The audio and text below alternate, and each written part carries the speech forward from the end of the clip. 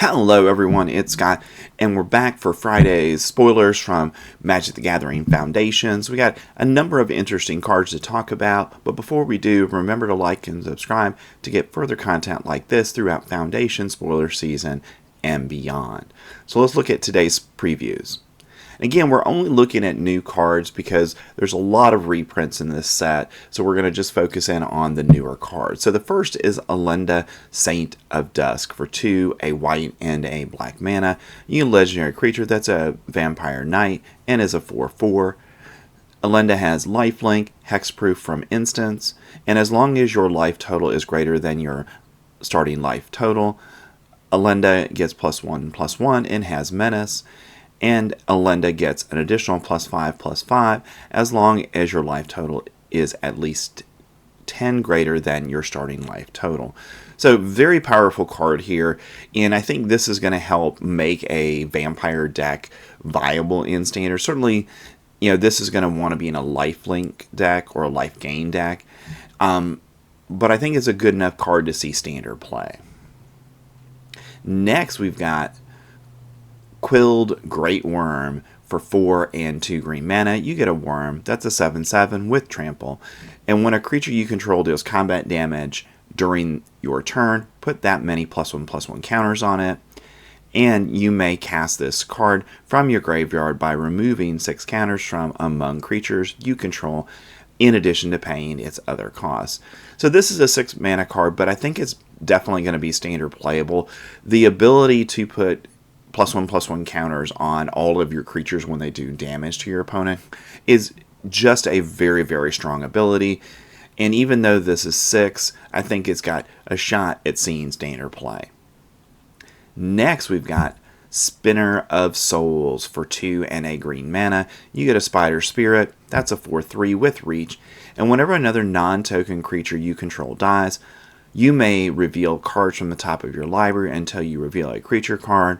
Put that card into your hand and the rest on the bottom of your library in a random order. So this is an interesting replacement effect. So when one of your non-token creatures dies, Spinner of Souls is going to, in essence, draw you another creature card. So maybe you can play it that turn or on a subsequent turn. And I think that's an interesting ability in Standard and certainly something that I think is playable. Next, we've got Sky Knight Squire for 1 and a white mana. You get a Cat Scout. That's a 1/1. And whenever another creature you control enters the battlefield, put a +1/+1 counter on this creature. And as long as this creature has 3 or more +1/+1 counters on it, it has flying and is a knight in addition to its other types. So definitely a card that's meant for the cat deck, but that ability to put +1/+1 counters on itself is actually a really powerful ability. And we see cards like this seeing standard play, and I would think this will as well. Next, we've got Writ of the Dragon Caller for 4 and 2 red mana. You get an enchantment. Whenever you cast an instant or sorcery spell, create a 5/5 red dragon creature token with flying. So I think this is, even though it's 6 mana, is standard playable because we do have ramp decks in standard. And I think where this probably finds its home is maybe in Izzet Spellslinger deck, where you're moving quickly through your deck and you're really looking to get this onto the battlefield, like we did with Shark Typhoon. And then every time you're casting an instant, you're getting those 5/5s. And if that's the case and your opponent can't get rid of the Dragon Caller, then eventually you're just going to take over the game because you're going to be constantly creating 5/5 red dragons that they have to deal with, or they're going to lose the game. Next, we've got Loot, Exuberant Explorer for 2 and a green mana.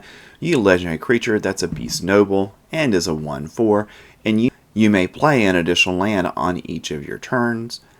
For 4 and 2 green mana, you can tap Loot and look at the top 6 cards of your library. You may reveal a creature card with mana value less than or equal to the number of lands you control from among them, and put it onto the battlefield, and put the rest on the bottom in a random order. So very powerful activated ability on Loot here. I don't know if that's going to be standard playable, though, because 6 mana to do that and you're really not guaranteed any specific card when that happens. So I think Loot's got an interesting ability, and maybe there's a build around where this is a very powerful ability in Standard. But right now, I'm not sure we've got the deck for this card. Alright, now let's talk about some lower rarity cards that we saw today. So first is Heir Apparent. For 1 and a white mana, you get a 2/2 Rabbit Noble. When this creature enters the battlefield, create a number of 1/1 white rabbit creature tokens equal to the number of other creatures you control named Heir Apparent. A deck can have any number of cards named Heir Apparent. So we've seen cards like this before where you can play any number of copies of that, and it's a nice kind of meme kind of card here, but it probably won't see any Standard play. Next, we've got Dauntless Veteran. For 1 and 2 white mana, you get a Human Soldier. That's a 2/2. And whenever this creature attacks, creatures you control get +1/+1 until end of turn. Definitely a playable card in Standard. Next, we've got Big Fin Bouncer. For 3 and a white mana, you get a Shark Pirate. That's a 3/2. And when this creature enters the battlefield, return target creature card an opponent controls to its owner's hand. Probably not going to see any Standard play, but is a good limited card. Next, we've got Revenge of the Rats. For 2 and 2 black mana. You get to cast a sorcery and create a tapped 1/1 rat creature token for each creature card in your graveyard, and it has flashback of 2 and 2 black mana. I think there's an outside chance in a mill deck that you might want a copy or two of this as a way late in the game to just create a large battlefield that your opponent's going to have to deal with. Next, we've got Infestation Sage. For 1 black mana, you get an Elf Warlock. That's a 1/1. And when this creature dies, create a 1/1 black and green insect creature token with flying. So decent ability there when it dies. Probably not Standard playable, but I would definitely put it in a limited deck because it's going to replace itself on the battlefield. Next, we've got Crackling Cyclops. For 2 and a red mana, you get a Cyclops Wizard. It's a 0/4. And when you cast a non-creature spell, this creature gets +3/+0 until end of turn. So this is similar to Slickshot Show Off that sees a tremendous amount of play in Standard right now. But I'm not sure if Crackling Cyclops is going to be good enough, even though it gets +3. It doesn't have haste.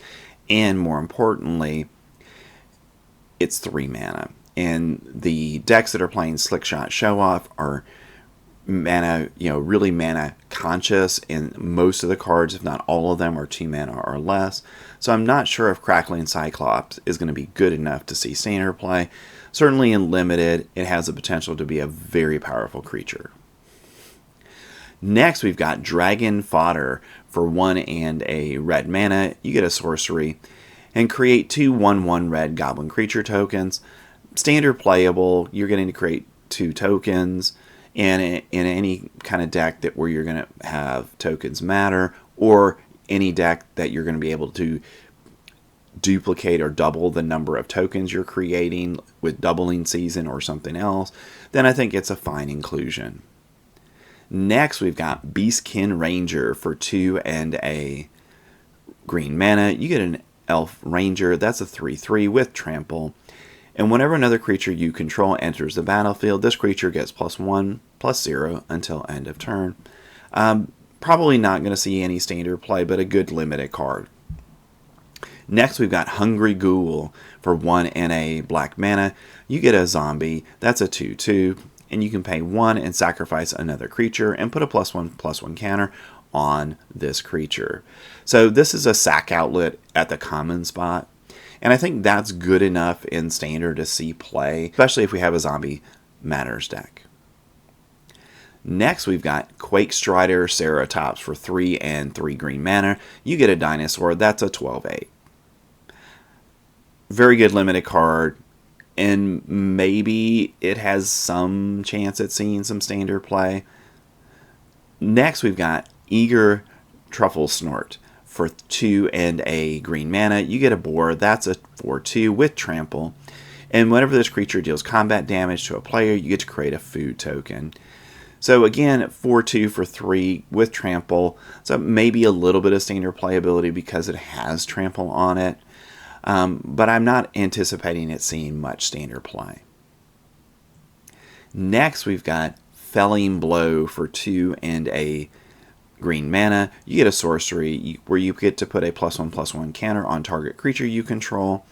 Then that creature deals damage equal to its power to target creature an opponent controls. Limited card only, bite spell in essence.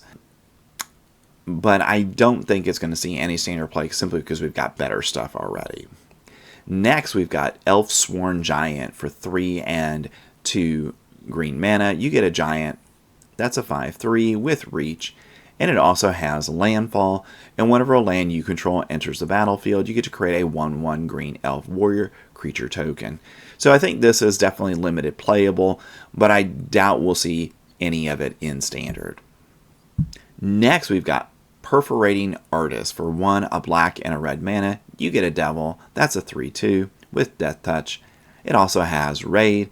And at the beginning of your end step, if you attack this turn, each opponent loses 3 life unless that player sacrifices a non-land permanent of their choice or discards a card.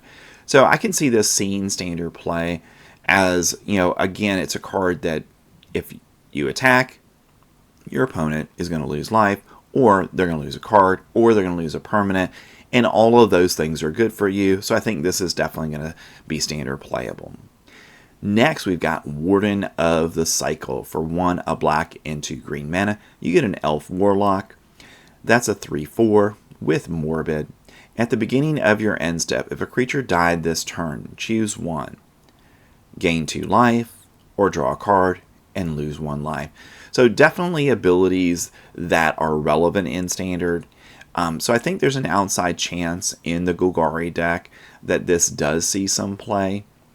Because those are, valuable abilities. Card draw in black is always a good thing. And the ability to gain life every turn that a creature dies, isn't nothing. So I think it's got a chance in standard. All right, those were today's Magic the Gathering Foundation spoilers. I've left here a link to our last couple of Foundation videos about the new cards from the set. And remember to like and subscribe to get further content like this throughout Foundation season. And I will see you in the next video.